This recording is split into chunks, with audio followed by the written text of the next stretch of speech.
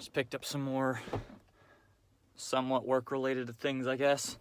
8,000-pound winch puller, some, I think they're like not very heavy, they're like 3,000-pound ratchet straps, and a recovery rope, 18,000-pound recovery rope for getting things up and off and moving them around with trailers and crap, because I always find a very awkward way to do things.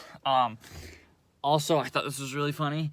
I know it's hard to see the lines sometimes in parking lots, so like right where I am right now, the lines are very faded, but like, you gotta know that that's directly in the middle of like 4 spots. I know the lines are gone, but...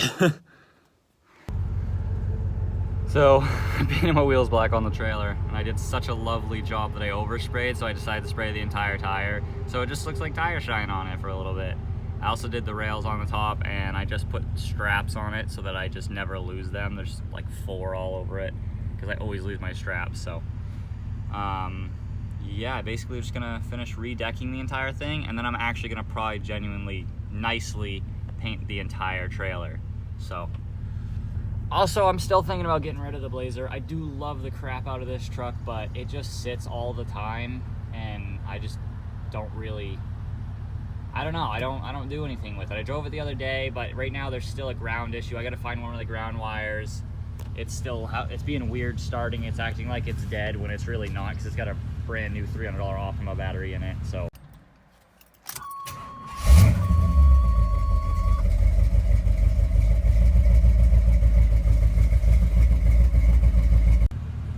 But I mean, it needs rockers on both sides, and that's really honestly it. The floorboards are strong, fenders are all nice, the wheel wells in the back, there's no bubbling. Like, the thing is really genuinely pretty nice. So I might sell it, or I might trade it for something else. I just ran out of gas. I'm rolling. That's the gas station right there. Ran out of friggin' gas, dude. I'm just, there's people at the gas station too. Damn. This is hilarious. I knew I was getting low on gas, but this is pretty funny. Ran out of gas, bro. Please move forward. Please move. Please move forward. Oh, he's not gonna move in time. Damn. Please move, please move, please move. Well, at least I made it like to the gas station, but little ways away here. And I got the trailer, so it's not gonna be easy to push, but that's about as lucky as it could have gotten. Like, I ran out of gas on the damn corner right to the gas station. That's perfect, man.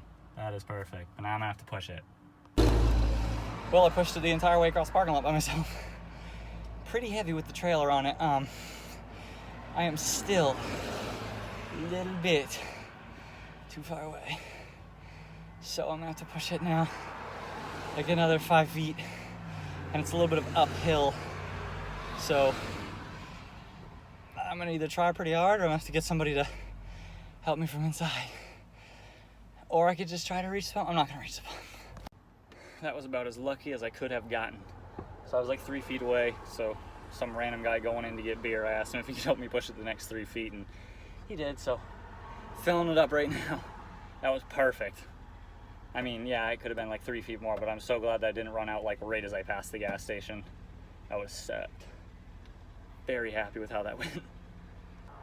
Now we get to see how it starts, because usually when you run a GM vehicle out of gas, they hesitate to start the next time for a minute. So we're gonna see once we fill it up. Here she goes. Let's prime it real quick, a time or two. Freaking nothing for it. I love this damn truck. All right, we got fuel. Let's go from there. So there's been a lot going on behind the scenes, so I haven't been posting as many videos lately of automotive stuff. There's gonna be a lot coming back very, very soon.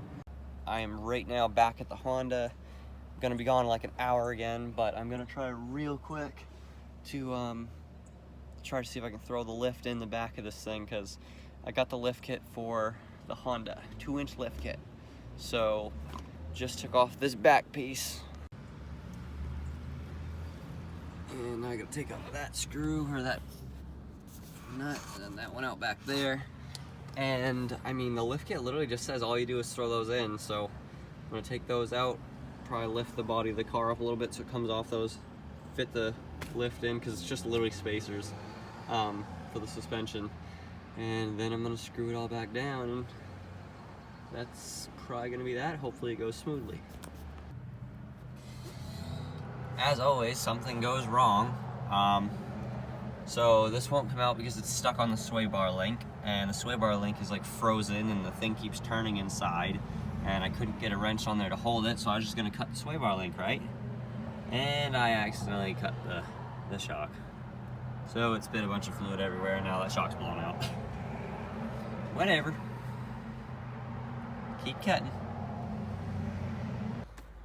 So here we are, like 20 minutes later. Got the spacer up in there. It's not tightened down, but the nuts are on it, but it still moves. So now I just have to get it back into there so I can put the screw through, and I can't seem to do it. The instructions say I'm supposed to take this out, so I took the nut off, and I'm trying to separate that now. And then after that, hopefully it will just pop in, tighten, and then we can go from there and get working on that other side. So I'm gonna do the rears first, and then I'll do the fronts. So we did end up getting all of it, and the thing rubbed really bad, and I still want to move it. So we ended up flipping the wheel inside out. Calipers were in the way, so we took them off. So the car has 0 brakes, but that is sitting completely on the ground. Nothing is under it. The only spot that it's close to is right there, and we can just trim that. So the whole thing is gonna look like that all the way around on all fours. This thing is gonna be absolutely ridiculous, dude. I'm probably gonna even, well, I like the deep dish wheels, but I could take a hubcap and put it in there so it looks it looks really professional. This thing is gonna be so ignorant. Oh my god. But yeah, there's absolutely no brakes on it. All there was before was the e-brake anyways, and we were just gonna use the e-brake, but it's a woods buggy, so we don't really need brakes. I'll just friggin' blow out the reverse gear synchro or something, and I can throw it in reverse and let the clutch out to slow down. I don't know. Figure it out, but I'm gonna do the other side now. So quick update, this tire still leaks a crap ton of air, but this tire is on, all done. So we're doing the front one now, and one of the bolts stripped on the strut tower, and the friggin' strut will not come out without having that, so I had to go to the Napa and get some of these extractor sockets, and now I'll get this off, and then this front right or front left will be done. Then I'm gonna do the front right, and the thing will be all done. And then I'm putting it on my full-size car trailer, and I'm toting it out of here. So the driver's side ended up being kind of difficult, so I went to the passenger side. Took off obviously the strut bolts up top, and then had to loosen this one, and then you have to take the fork off the damn thing before it'll come out. So now it's out. So now I just get to place my 2-inch spacer lift kit here onto it, tighten down, throw the thing back up in there with the top pieces that are somewhere right here, and then those go up through those and throw it back up in there, and then the front will be lifted. All right, it's all done after a bunch of bull crap. There it is, not on jacks or anything, just sitting ready to go. Obviously we're gonna have to do some clearance because it's gonna rub pretty hard, but damn thing's almost full tire out of the wheel well. I just got that under there so it don't roll in case it bumps out of gear. This one keeps losing air, so I'm gonna have to fix that. But yeah, there it is. Friggin' mud buggy.